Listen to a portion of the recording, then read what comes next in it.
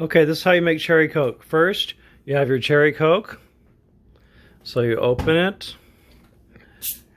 and then you pour it in your glass. Wait till the fizz to die down, or you can just drink it out of there yourself.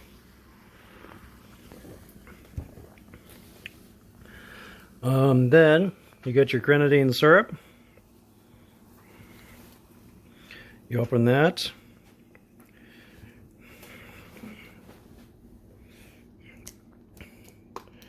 And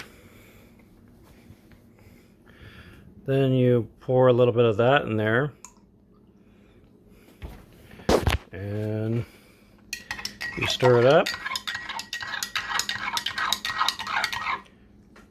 And there you go, you have cherry Coke. Let's try it. Very good and very authentic.